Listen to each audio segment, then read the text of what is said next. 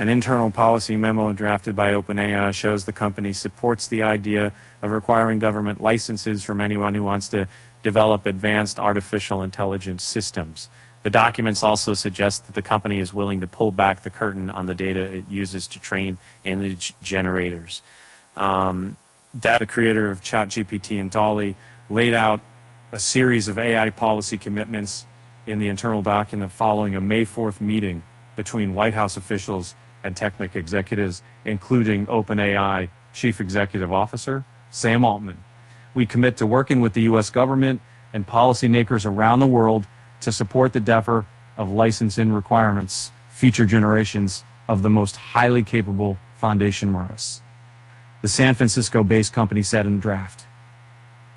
The idea of a government licensing system co-developed by AI heavyweights such as OpenAI sets the stage for a potential clash with startups and open source developers who may sit as an attempt to make it more difficult for others to break into the space.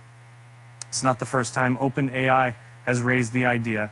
During a U.S. Citizen Senate hearing in May, creation of an agency, and he said could issue licenses for AI products and rank them should anyone violate said rules.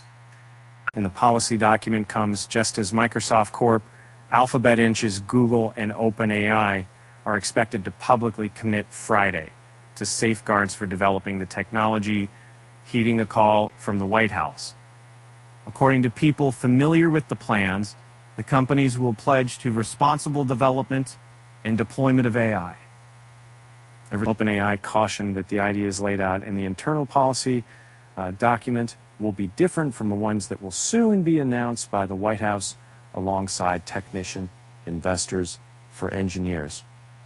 There are 4 total that are simple, oversee, and in general, that the context of the company registered Carbonton system a realistic way for governments to track emerging systems. It's important for governments to be aware if super powerful systems that might have potential harmful impacts are coming into existence, she said. And there are very few ways that you can ensure that governments are aware of these systems if someone is not willing to self-report the way we do. Makandru said OpenAI supports licensing regimes only for AI models more powerful than OpenAI's current GPT-4.1 and wants to ensure smaller startups are free from too much regulatory burden. We don't want to stifle the ecosystem, she said. OpenAI also signaled in the internal policy document that it's willing to be more open about the data it uses to train image generators such as DALL-E, saying it was committed to incorporating a provenance approach by the end of the year. Data provenance, a practice used to hold developers accountable for transparency in their work, and where it came from has been raised by policymakers as critical to keeping AI tools from spreading misinformation and bias.